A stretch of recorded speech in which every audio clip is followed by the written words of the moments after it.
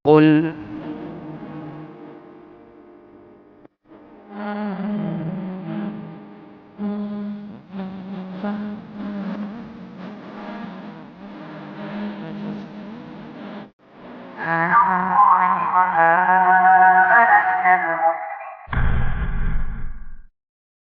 Bismillahirrahmanirrahim. Assalamualaikum warahmatullahi wabarakatuh. Alhamdulillah wassalatu wassalamu ala Rasulillah wa ala alihi washabihi wasallam. Baik, sore hari ini kita lanjut lagi pembahasan pendidikan anak.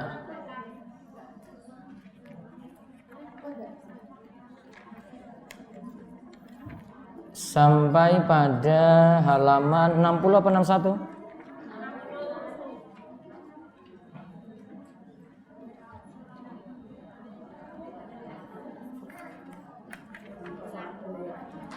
Akikoh anak laki-laki sama dengan anak perempuan. Ya, yang bagian E. Ayo dibaca.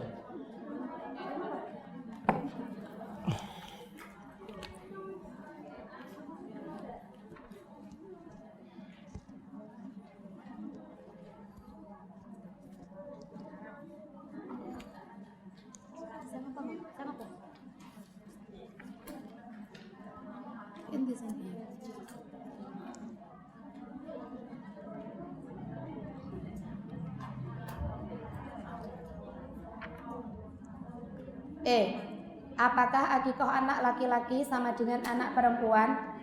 Telah kami sebutkan sebelumnya bahwa akikoh itu hukumnya sunnah menurut pendapat mayoritas ulama. Hukum sunnah itu berlaku baik untuk laki-laki maupun perempuan. Sebagaimana Imam Ahmad dan At-Tirmidzi meriwayatkan dari hadis Ummu Qiras Al-Ka'biyah bahwa ia pernah bertanya kepada Rasulullah SAW tentang akikoh. Beliau menjawab, anak laki-laki diakikohi 2 kambing dan anak perempuan diakikohi 1 kambing.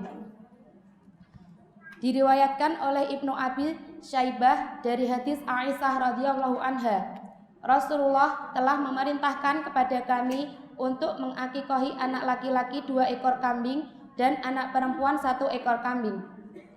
Dan hadis-hadis yang lain yang telah disebutkan pada pembahasan dalil masyru'iyah akikoh. Hadis-hadis ini secara umum menjelaskan 2 hal penting. Pertama, anak laki-laki dihukumi sama dalam hal mengakikohi. Kedua, melebihkan salah satunya, yaitu untuk bayi laki-laki 2 ekor kambing dan untuk bayi perempuan 1 ekor. Baik, sekarang lihat hukum akikoh sunnah.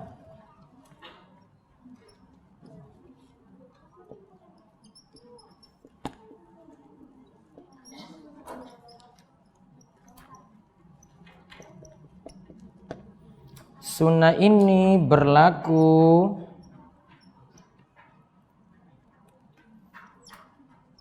untuk laki-laki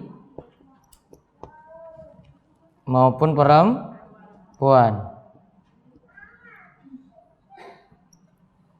Kalau laki-laki 2 kambing, akikohnya dengan 2 kambing. Kalau perempuan 1 kambing.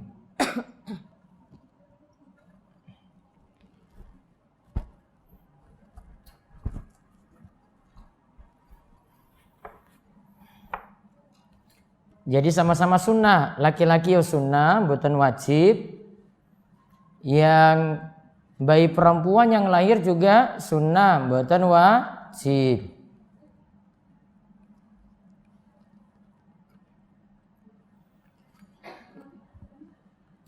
Nah, sekarang lihat kalimat melebihkan.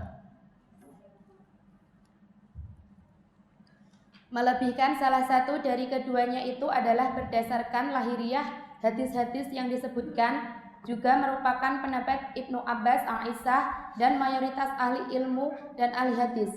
Sedangkan pendapat mazhab Imam Malik bahwa akikoh untuk anak laki-laki 1 ekor kambing, tatkala beliau ditanya, berapa yang harus disembelih atas kelahiran anak laki-laki dan perempuan? Beliau menjawab, untuk anak laki-laki disembelihkan 1 ekor kambing, sedangkan perempuan juga disembelihkan 1 ekor.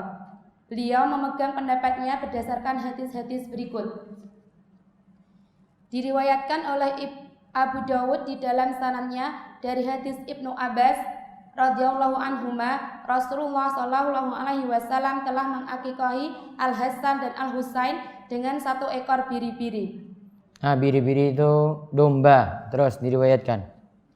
Diriwayatkan oleh Ja'far bin Muhammad dari bapaknya, Fatimah telah menyembelih atau mengakikahi untuk Hasan dan Husain 1 ekor, 1 kambing, 1 kambing. Nah, 1 kambing, 1 kambing. Hasan 1, Husain 1. Yang nyembelih di sini siapa? Fatimah. Laki-laki atau perempuan? Perempuan. Namun bisa maknanya yang lain nyembelih, namun itu anaknya Fatimah. Terus Imam Malik. Imam Malik berkata, Abdullah bin Umar telah mengakikahi anak-anaknya baik laki-laki maupun perempuan 1 kambing, 1 kambing.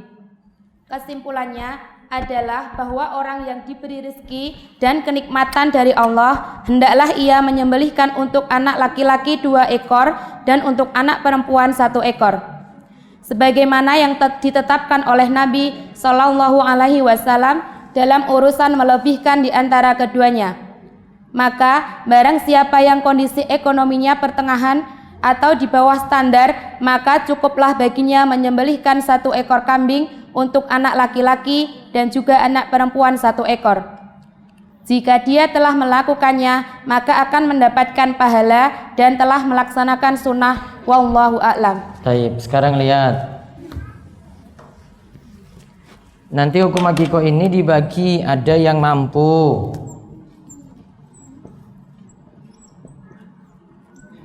Kalau yang mampu, berarti nanti kalau punya bayi laki-laki 2 kambing. Kalau bayinya perempuan, maka sembelih 1 kambing. Kalau yang tidak mampu atau pertengahan,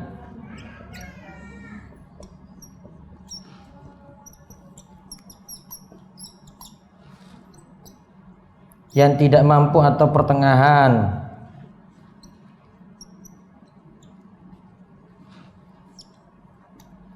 maka bisa laki-lakinya 1 kambing, yang perempuannya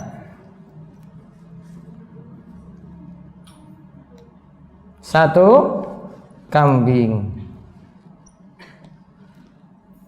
Nah itu. Jadi nanti lihat standar kemampuan, mampunya gimana. Wah, duitku ini pas-pasan. Ya sudah, dia tetap jalankan sunnah Nabi ini, nanti dia pilih nih. Ini 1, ini 1. Namun kalau dia mampu, saya beli 2 kambing juga bisa. Oh, berarti dia beli untuk anak laki-lakinya, untuk akikoh 2 kambing.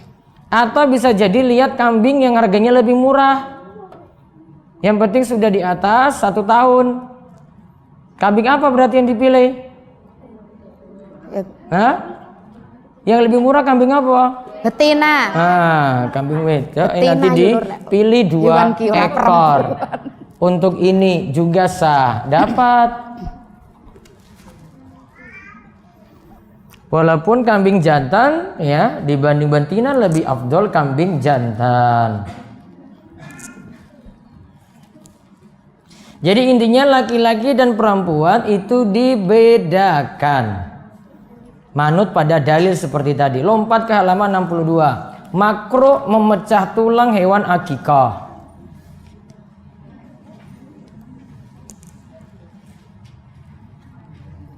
Halaman 62 di bagian bawah. F.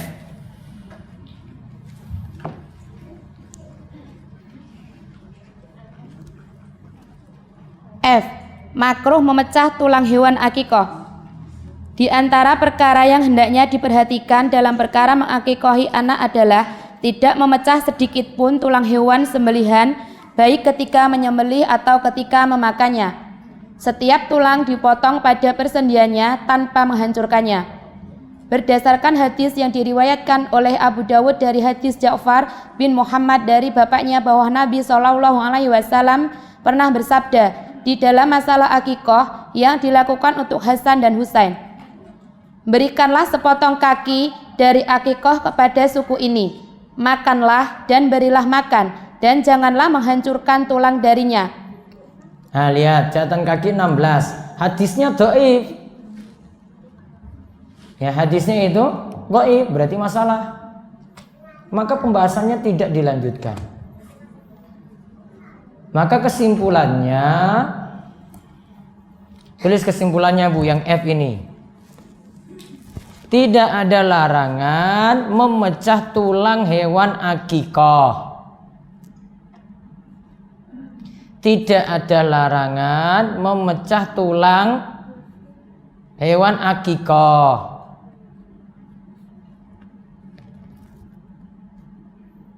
Tulangnya itu jenengan bisa jadikan apa kalau masak? Gulai. Nah, gulai. Itu butuh dipecah nggak? Iya, maka tidak ada masalah. Tidak ada larangan. Tulis lanjutannya, karena hadis yang melarang lemah. Berarti boleh dijadikan gulai tadi? Boleh atau tidak? Boleh. Menu apa yang bisa dibuat? Ya macam-macam. Mau tulangnya dipatah, mau tulangnya dipecah, mau buat jadi sumsum dan seterusnya boleh. Tidak ada larangan. Kenapa tadi? Karena hadisnya Dhaif. lemah, dhaif. Selesai yang F, lompat lagi. Yang G.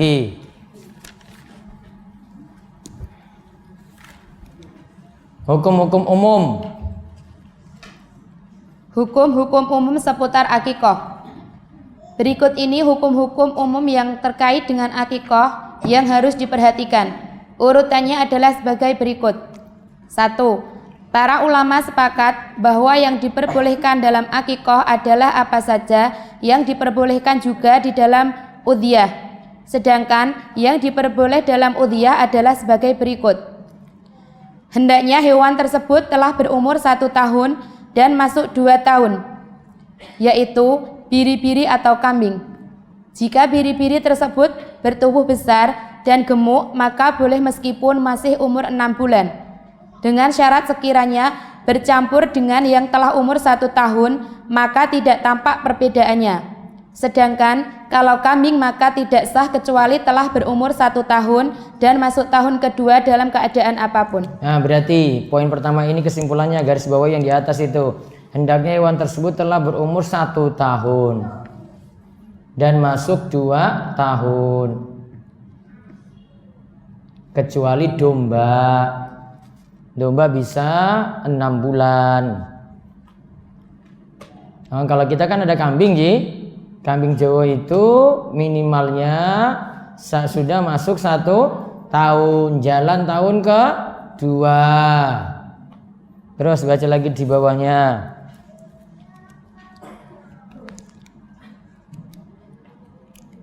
Hewan udhiyah. Hewan udhiyah harus bebas dari cacat. Karenanya tidak boleh berkurban dengan hewan yang buta total, buta sebelah, kurus atau tulangnya tidak bersumsum, dan hewan yang pincang yang tidak bisa berjalan. Demikian juga tidak sah berkurban dengan binatang yang terpotong telinganya atau ekornya lebih dari 1/3. Binatang yang ompong atau sebagian besar giginya hilang, tidak mempunyai telinga, dan gila yang tidak memungkinkan untuk digembala.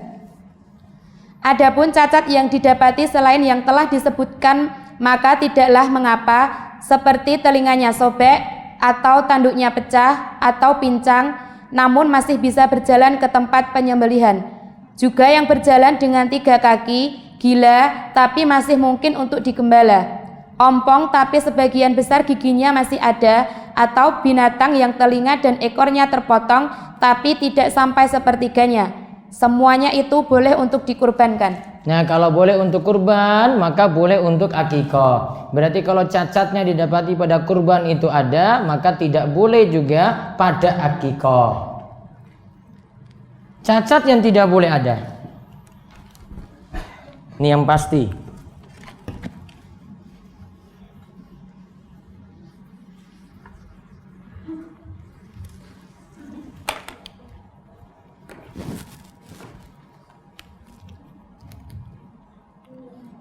Cacat yang tidak boleh ada atau yang tidak sah.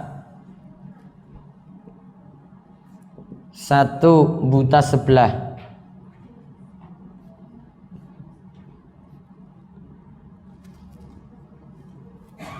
2. Pincang.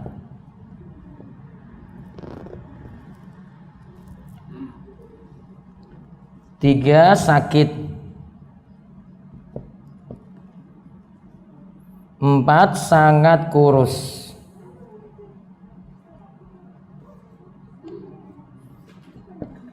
Lihat ya, buta sebelah nggak boleh, apalagi buta dua-duanya. Ini kita lagi bahas untuk apa? Kurban Dan akikah. dan Akikah. akikah. Karena ini masalahnya kita ini jadikan untuk ibadah, maka manut. Namun kalau misalnya ada yang buta sebelah atau buta dua-duanya disembelih untuk makan biasa, boleh. Pincang nggak boleh, apalagi kakinya terpotong atau sisa 3, nggak boleh. Kayak tadi disebut sakit, yang jelas sakitnya atau sangat-sangat kurus. Ini apa tadi hukumnya? Tidak sah. Yang makruh contoh, kalau ini makruh. Yang tepat ini ompong, itu makruh. Biji pelirnya cuma 1 apa? Sanglir. Apal Nuri. Telinganya sobek.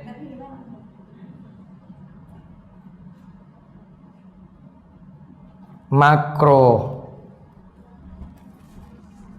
Baiknya dihindari.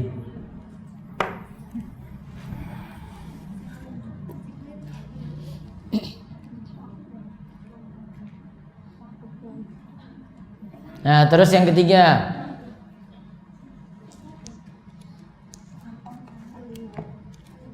Jika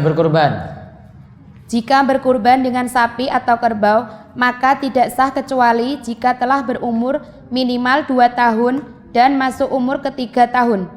Adapun berkurban dengan unta adalah yang berumur minimal 5 tahun dan masuk tahun ke-6. Namun kan kita lagi pakai kambing, maka nggak usah bahas sapi dan unta. Karena lagi bahas akikoh dengan kambing. Lihat poin nomor 2. 2. Tidak boleh berserikat.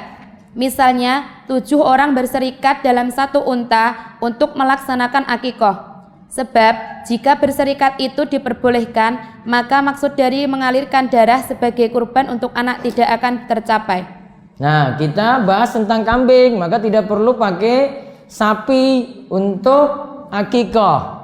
Cuma untuk kambing saja. Tidak boleh ganti dengan sapi. Wah, saya kan nanti yang datang itu banyak. Sudahlah, saya kasih sapi.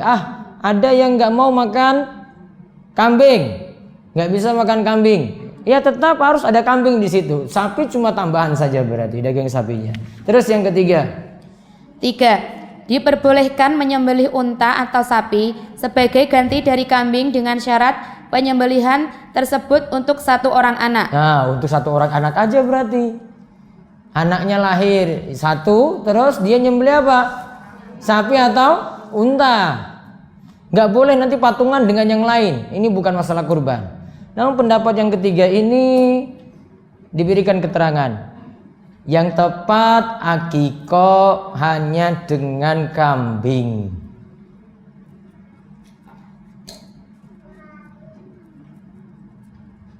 Yang tepat akikoh hanya dengan kambing.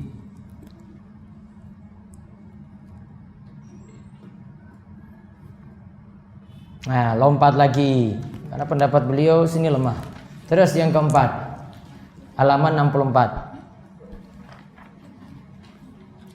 4. Disunahkan hewan akikoh itu disembelih atas nama anak yang diakikohi.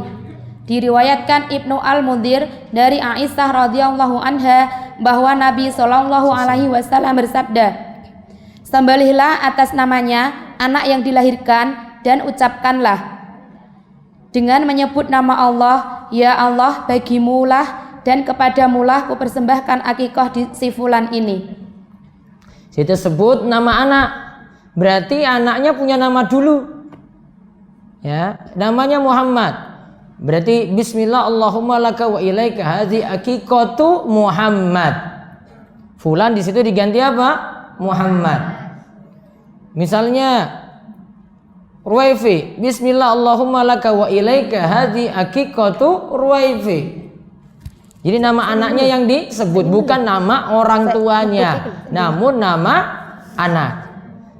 Terus dan sekiranya di bawahnya, dan sekiranya orang yang menyembelih itu meniatkan akikoh tanpa menyebut nama anak tersebut, maka tetap sah akikohnya. Nah, tidak sebut nama anak juga tetap sah. Yang penting sudah diniatkan. Nah, sekarang terakhir hikmah disyariatkannya akikoh. Hikmah disyariatkannya akikoh. Sesungguhnya syariat akikoh memiliki faidah dan hikmah diantaranya. 1. Akikoh adalah pengorbanan yang bisa mendekatkan anak yang terlahir kepada Allah Azza wa Jalla pada saat pertama kali ia menghirup udara kehidupan. 2. Akikoh merupakan tebusan terhadap anak dari segala bentuk musibah dan kecelakaan. Sebagaimana Allah Azza wa Jalla menebus Nabi Ismail alaihissalam dengan sembelihan yang besar. Nah, bergaris bawah itu tebusan terhadap anak dari segala bentuk musibah dan kecelakaan. Maka jalankanlah akikoh. Masya Allah. Daripada jenengan hitung-hitung untuk selapanan, mending milih akikoh pas hari ke-7. Faedahnya lebih besar. Masya Allah. Paham ya? Ini besar ini. Selamat dari apa tadi coba? Musibah dan kecelakaan. Bisa nyembeli terus jenengan cuma masukin dalam kotak, bagi-bagi ke tetangga. Sama biaya nanti dengan selapan. Ya, lebih manfaat. Terus ketiga. 3. Akikoh adalah bayaran seorang anak untuk bisa memberikan syafaat bagi kedua orang tuanya kelak. Nah, di garis bawahi, sebagian ulama katakan memberikan syafaat bagi orang tua. Anak yang sudah diakikoi nanti beri syafaat untuk bapak mboe langsung. Terus yang keempat. 4. Menampakkan kegembiraan dan sukacita dengan cara melaksanakan syariat Islam. Dengan terlahirnya keturunan seorang mukmin, maka akan menambah jumlah umat Nabi Muhammad SAW nanti di akhirat. Cara melaksanakannya syariat Islam dengan terlahirnya keturunan seorang mukmin, maka akan menambah jumlah umat Nabi Muhammad SAW nanti di hari kiamat. Terus yang kelima. 5. Akikoh merupakan penguat jalinan cinta dan kasih antara anggota masyarakat. Dengan berkumpulnya mereka di tengah jamuan, maka sebagai bentuk kegembiraan akan kehadiran seorang anak. Nah, kalau anak lahir dibuat akikoh, terus ngundang orang datang, mbok kasih pengajian, nggak usah ngundang campur sari, nggak usah ngundang wayangan, ya, nggak usah ngundang yang macam-macam, full music, enggak. Datang biar nanti anaknya itu banyak dapat doa, ngundang orang-orang yang suka ngaji, terus nanti ada pengajian. Bukan ngundang campur sari, iki lagi lahir bukan gembira kayak begitu. Gembiranya itu dengan tunjukkan syukur. Syukurnya gimana? Ngundang orang-orang untuk makan. Gak boleh cuma ngundang orang kaya, orang miskin juga. Ya, gak boleh cuma ngundang orang-orang yang mampu nyumbang, semuanya. Terus yang kelima. Akikoh 6. Sudah tadi, yang keenam. 6. Akikoh merupakan sumber jaminan sosial masyarakat yang baru yang bisa menerapkan prinsip-prinsip keadilan di tengah umat, mengikis menyebarnya kemiskinan dan kemelaratan dan sebagainya. Nah, itu manfaat dari akikoh. Yang dibawanya itu nama-nama jamuan orang Arab. Kalau di sini sudah ada jamuan itu bentuknya macam-macam ya. Kalau sana itu larang-larang tadi. Ada jamuan khitanan, berkabung, jamuan untuk orang yang datang dari berpergian macam-macam. Ya, itu orang Arab wong sugih. Kalau kene yo pas-pasan, gak usah mikir wong Arab.